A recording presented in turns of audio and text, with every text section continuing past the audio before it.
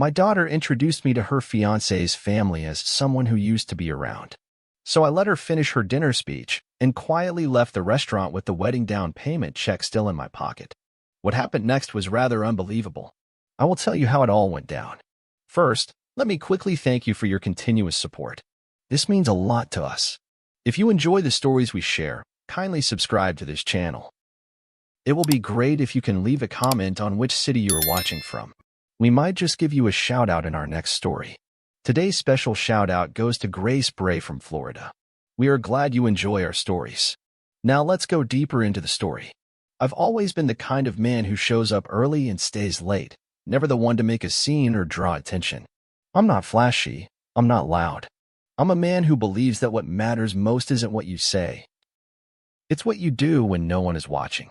My name is David.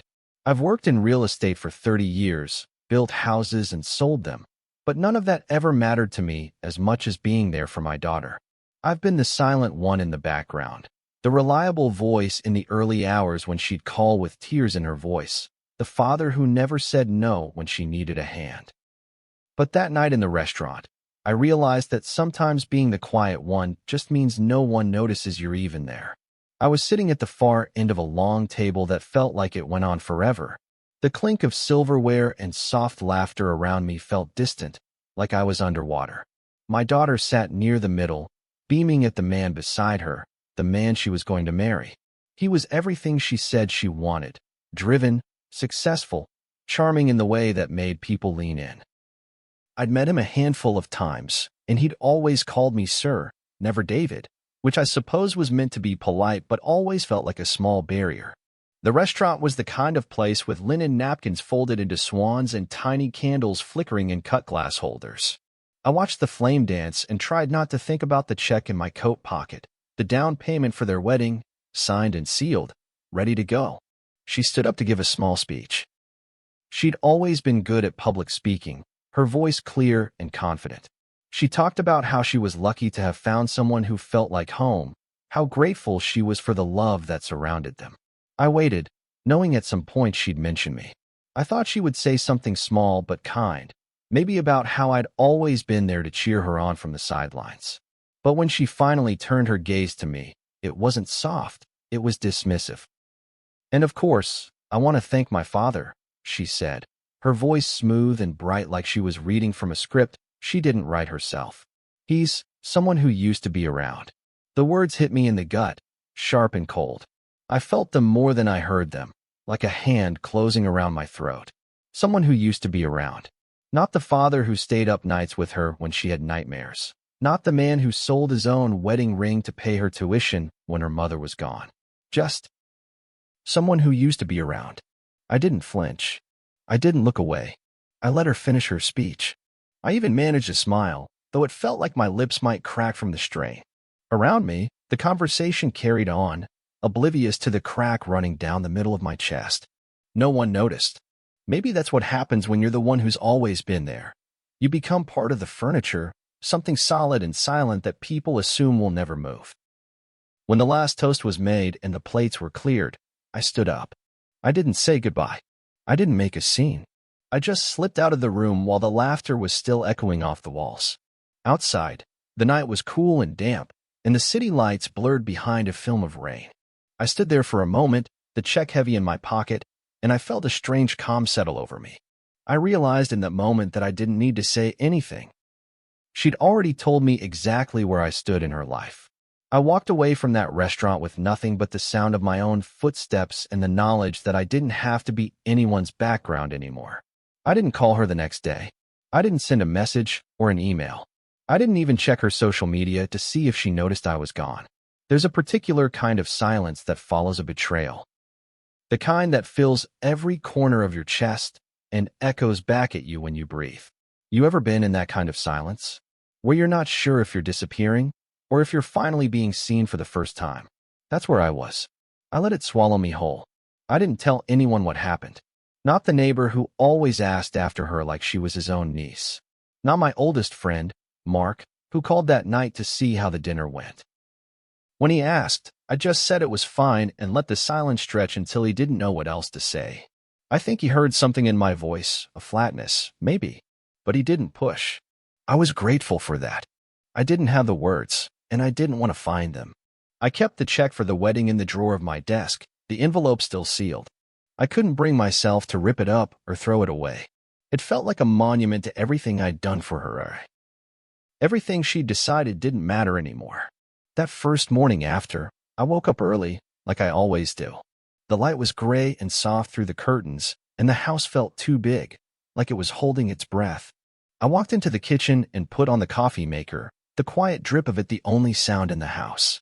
I remember staring at the mug in my hand, the one she made for me in second grade, clay and bright blue, the letters of Dad pressed in with little fingers. I ran my thumb over those ridges and wondered how long it had been since she'd seen it sitting there, next to the sink. How long since she looked at it and remembered she made it just for me. I didn't go to work that day. I called in and said I wasn't feeling well, though I didn't elaborate. I didn't need to. Sometimes there's a sickness that doesn't show up on your skin. It just sits in your chest, heavy as a brick. I spent the day wandering from room to room like I was a guest in my own house. Every room held a piece of her. The photograph of her at her graduation, the dried rose from her prom corsage still tucked in the corner of the bookshelf. I didn't touch any of it. I just let it be. I knew she'd call eventually. That's the thing about silence. It's a provocation as much as it's a retreat. But I didn't feel like picking up the phone just to hear her voice slip into that same bright, polite tone she used in the restaurant. I didn't want to hear her tell me she didn't mean it, or worse, that she didn't even remember saying it. I didn't want to hear her try to make it small, like it hadn't been the moment everything changed for me. So I let the phone ring. I let it ring, and when it stopped, I let it stay quiet. I didn't owe her an explanation. She'd already decided who I was in her life, and I decided to let her live with that choice. It was a kind of quiet I'd never given myself before. Not angry, not cold, just done. That night, I made myself a small dinner, eggs and toast, nothing fancy. I ate it at the kitchen table, the one we used to crowd around on Sunday mornings, laughter and syrupy pancakes, her voice always the loudest. I let myself remember that. I let myself feel it. Then I washed the plate and put it away, and I sat in the living room with the lamp off, the glow of the street light outside painting shadows on the wall. I didn't know what I was going to do next. I didn't have a plan. But for the first time in a long time, I felt like the man I was looking at in the mirror was someone I could respect. Someone who didn't need to keep paying the price for someone else's peace. The days after I left that restaurant felt like a kind of mourning I didn't know how to name. I'd built my life around her needs, her plans, her dreams, and now I was left alone in a house that felt too big and too quiet. But there was something else in that quiet, a flicker of relief I hadn't expected. I'd spent so many years thinking that my job was to keep showing up, no matter how she made me feel. That's what good fathers did, I told myself. They kept showing up, even when the door was locked. But maybe I'd been wrong. Maybe the best thing I could do was finally let myself leave. I started to clear out the house, room by room. I didn't do it to erase her. She'd always be there in the pictures and the memories. But I wanted to see what the place looked like without all the parts of me that had been built around her. I took the wedding brochures she'd left on the coffee table and put them in a box. I packed up the craft table she used to love as a little girl, the one with paint splatters that had never really come out. I didn't throw anything away. I just put it all in the attic, like a museum to a life that wasn't mine anymore. Every time I moved something, I felt lighter, like I was stripping away the weight of all the things I'd carried for her without ever asking if she wanted me to. I realized I'd been so afraid of losing her that I never thought about what I'd already lost along the way. My own voice, my own dreams, the small, quiet pleasures that had nothing to do with being her father. I'd given them up, piece by piece, until all that was left was the role I played for her. I started small. I took long walks in the evenings, just me in the night air, no one asking where I was going or when I'd be back. I let myself linger in the bookshop down the street, the one I'd always rushed past on my way to pick her up or drop her off. I bought a new coat, something warm and well-made, not because anyone else would see it, but because I wanted it. It felt like a small rebellion against the man I'd been for so long, a man who only existed to be useful to someone else. I didn't tell anyone what I was doing. There was a freedom in that, too. For the first time in years, I wasn't explaining myself to anyone. I wasn't trying to prove my worth. I was just living. And in that small, quiet way, I started to remember who I was when I wasn't trying to be everything to someone else. I thought about the check in my drawer every day. It felt like a promise I'd made to a future that didn't belong to me anymore. I didn't know what I'd do with it, but I knew I wouldn't spend it on a wedding that felt more like a performance than a celebration. I didn't hate her fiancé. He was just a man doing his best, the way I'd tried to do mine. But I wasn't going to keep paying for her choices. At night, I'd lie in bed and let the memories come. Her first steps in the living room, the way she used to tuck her head under my chin when she was scared of the thunder. Those memories didn't hurt me the way they used to. They felt like gifts, reminders of the parts of me that were still whole, still true. I didn't want to erase her from my life. I just didn't want to live in the shadow of who I used to be for her. By the end of that week, I decided to take some time away. I didn't tell her, and I didn't leave a note. I booked a cabin by the coast, a place I'd always said I'd visit but never had the time for. I packed a small bag, locked the front door behind me, and drove away from the house that had been both a home and a prison. In the rearview mirror, the streetlights flickered like old memories. I didn't look back. I didn't need to. I was done being the man who lived in the echoes of her life. I was ready to find out what it felt like to live in the center of my own.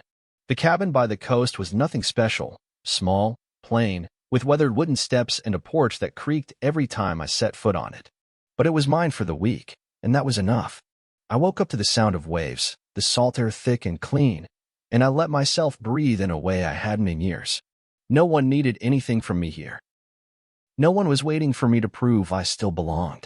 It was just me and the quiet, and the small relief of knowing I didn't have to answer to anyone else. I spent my days walking the shoreline, the cold water biting at my feet and the wind cutting through my coat. I didn't care. There was something honest in that cold, something that stripped away all the polite lies I'd been telling myself. At night, I'd sit by the window with a cup of tea and watch the sky go dark. I'd think about the years I spent chasing after her approval, how I twisted myself into shapes I didn't recognize just to hear her say she was proud of me. But that pride had never come, at least not in the way I needed. And maybe that was the point. Maybe I'd been asking her for something she didn't have to give. I kept the check in my bag, tucked into the side pocket like a secret. I still didn't know what I'd do with it. Part of me wanted to send it back to her with a note that said, "This was never mine to give." Part of me wanted to burn it, to watch the smoke curl up in a way like the last of my old life. But I didn't do either. I let it stay there, a small weight that reminded me I was the one in control now. I didn't have to spend it to prove my love. I didn't have to spend it at all. On the fourth night, I got a call from her. I let it ring. I watched her name flash on the screen, the letters sharp and final. I didn't answer. I didn't want to hear her voice, the careful tone she used when she was trying to fix something that wasn't hers to fix. I wanted to remember what it felt like to be alone with my own thoughts, no one else's expectations crowding out the quiet. I stayed at the cabin until the end of the week. I didn't make any big plans. I didn't try to reinvent myself. I just let myself be a man who didn't have to be a father in every moment. I read books I'd always meant to read, cooked small meals just for me, and watched the sun rise over the water like it was a promise. When I finally drove back home, I felt something shift inside me. I wasn't coming back to the same life I'd left behind. I was coming back to the choice I'd made, to stop being the one who was always there, no matter how much it cost me. I didn't tell her I was back. I didn't check to see if she'd called again. I let the silence be what it was, a boundary she'd drawn with her own words, and one I was finally ready to honor. I put the check back in the drawer when I got home. I didn't lock it away like it was something to be ashamed of. I let it sit there, a quiet reminder that sometimes the best way to love someone is to let them stand on their own. I didn't know if she'd ever understand that. I didn't know if it even mattered. All I knew was that I was done paying for a seat at a table I'd never really been welcome at. And in that decision, I found a kind of peace I'd been chasing all my life. It took her almost 2 weeks to call me again after I'd come back home. I'd half expected she might just let it all go, pretend I'd never been part of the wedding plans at all. But she didn't. The call came late on a Tuesday evening, the kind of hour when everything feels sharper and more honest. I let it ring twice before I picked up, holding the phone like it was something fragile. "Dad," she said. Just my name, the smallest crack in her voice that I almost wanted to believe was regret. I heard you're not coming to the wedding." Her words were careful, the way she always spoke when she was trying to keep her anger from showing. I need to understand why." I took a breath and let the silence stretch out between us, thick and heavy. I wanted her to hear how different I felt now, how I wasn't the man who would rush in to patch things up for her anymore. "You introduced me as someone who used to be around," I said, my voice low and even. "So I figured I should start living up to that." She didn't say anything at first, and in that silence I felt something shift. Maybe it was the first time she really heard her own words the way I'd heard them that night. Maybe it was just the weight of realizing I wouldn't bend this time. When she finally spoke, her voice was small. "It was a joke, Dad. You know how I am." I didn't mean it. I closed my eyes, let out a long breath. "You might not have meant it, but you said it. And I'm tired of pretending it doesn't matter." I felt the quiet between us settle into something final, like a door closing. "You're still my father," she said, the edge of desperation cutting through her practiced calm. "This is my wedding. I want you there." I almost laughed at the way she said it, like I was another item on the checklist she needed to make her perfect day complete. "I want you to have the wedding you deserve," I said. "But I won't be there to make it easier for you. I spent too long being the one who smooths the way." Her breath caught, and for a second I thought she might apologize. But she didn't. She just said, "So that's it? You're just going to walk away?" I thought about that. About how I'd spent years showing up, holding my tongue, paying for her peace with pieces of myself. I thought about how many times I'd swallowed my own hurt to make sure she never felt hers. "I'm not walking away," I said softly. "I'm just done standing in the background, hoping you'll see me." She was quiet for a long moment, and then I heard her sigh, that small sound she made when she was disappointed but didn't want to show it. "I guess there's nothing else to say," she murmured. "No," I said. "I guess there isn't." We hung up without saying goodbye. I set the phone down and sat there for a while, staring at the wall like it might offer some kind of answer. But all I felt was a calm I hadn't known I could feel. I told her the truth, and I hadn't asked for her to understand it. I didn't need her to. That night, I took the check out of the drawer. I held it in my hand and thought about all the ways I'd tried to buy her love over the years. New dresses, tuition payments, the house she used to call home. I thought about how none of it had ever really been about the money. It had been about my own need to be needed, my own fear that if I stopped paying, she'd stop caring. I didn't rip the check up. I didn't send it back. I just put it away again, not because I wanted to keep it for her, but because I wanted to remind myself that I didn't owe her, or anyone, anything anymore. I went to bed that night with the window open, the cool air washing over me like a kind of absolution. For the first time in years, I slept through the night without dreaming of her voice calling me back. And in that dreamless quiet, I felt something I hadn't felt in a long, long time: freedom. The day of her wedding came and went without me.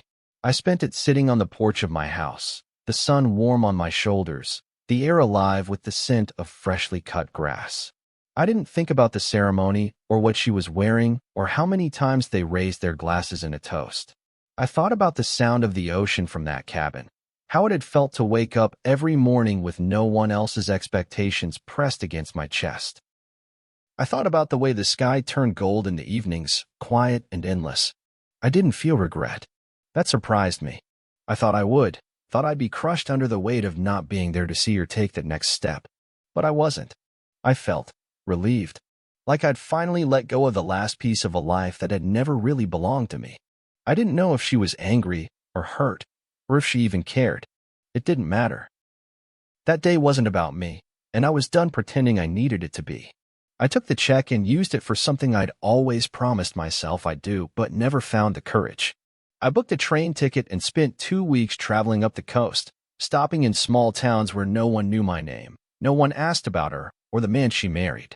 I ate alone in diners and sat on rocky cliffs at sunrise. I let the wind remind me that I was still alive, still here, even if the shape of my life had changed. I started to see myself in the small things, the quiet conversations I had with strangers on park benches, the way I learned to savor a cup of coffee instead of rushing through it. I found new books to read, new music to listen to. I stopped thinking of myself as someone who used to be around, and I started thinking of myself as someone who was here, Now, in this moment, that was enough. When I finally came home, the house felt different. Not emptier, fuller, somehow. Like it was finally mine again. I left her old photographs where they were, but I stopped letting them feel like a museum to the man I used to be. I kept the mug she made me in second grade because it was still mine, still real. But I didn't keep it to remember who I'd been for her. I kept it to remember that I'd always been enough, even if she couldn't see it. I didn't wait for her to reach out. I didn't watch for her name on my phone.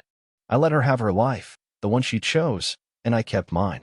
Not because I wanted to punish her, but because I realized I didn't need to keep paying for her choices with my own peace. I stopped needing to be the man who fixed everything. I let myself be the man who didn't need fixing. In the end, I didn't burn the check. I didn't send it back. I kept it in the drawer, not because I was holding on, but because it was a reminder of the moment I finally said no. The moment I finally chose myself. You ever find that kind of quiet? The kind that doesn't feel like loneliness, but like coming home? That's what I found. And it was enough. If this story felt like a reflection of something you've lived through, or something you're still trying to find the courage to let go of, stay with me. These are the stories I tell. About leaving, about choosing yourself, about finding peace even when it hurts. If that's the kind of quiet strength you're looking for, hit subscribe. Let's keep walking this path together. See you soon in our next story.